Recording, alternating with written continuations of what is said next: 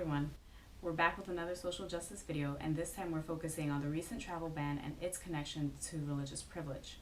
Trump signed an executive order banning travel from 7 Muslim majority countries: Iran, Iraq, Libya, Somalia, Sudan, Syria, and Yemen. The rationale for this, according to Trump, is, and I quote, to keep radical Islamic terrorists outside of the United States. 9/11 was mentioned as part of these terrorist attacks.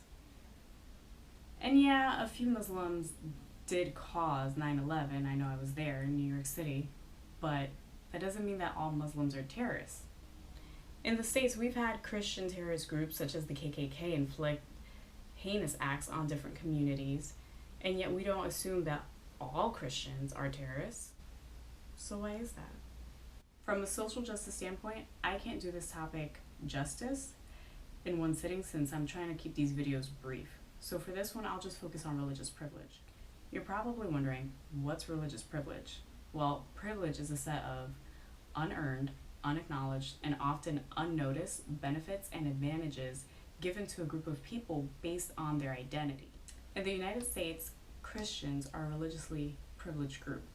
If you're Christian, you can safely assume that you're going to get off on Christmas, that you can go into any store and find Christmas items, that you can pray to God and not have to worry about whether people think you're a terrorist. And even on our currency, if you look down at it, you can see that it says, "In God we trust." These conveniences and normalized acts aren't the case for every religious group. Think about the last time you went into a store and saw items for Eid or for Diwali. These are major religious holidays in the Muslim and Hindu community. Yet, I don't usually see it when I go shopping. Do you? Shouldn't these be readily available to people who also want to celebrate their faith? Quick answer is yes, but we don't do that because in the United States, Christians are a privileged group. Now let's be clear on something. I'm not making a judgment claim on which religion is better than another. All I'm trying to do is point out that there are certain advantages given to Christians in our society. Now, another key aspect of privilege is that you get to be seen as an individual instead of a stereotype of a group of people. In our scenario, this plays a factor in how we view the KKK, for example, as outliers to the Christian community. Yet we somehow think that a few Muslims are representative of a majority, if not all, Muslims. If you feel uncomfortable with what I'm saying, it's probably because it's questioning what we've come to know and accept as normal in our society.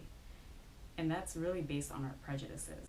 Operating on prejudices is how we've survived. It's our brain's way of keeping us safe. But that doesn't mean that we can't overcome it.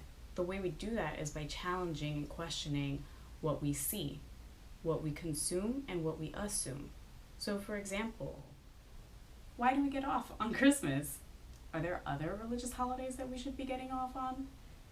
And are all Muslims or all Christians terrorists? Of course not. I hope this video was helpful.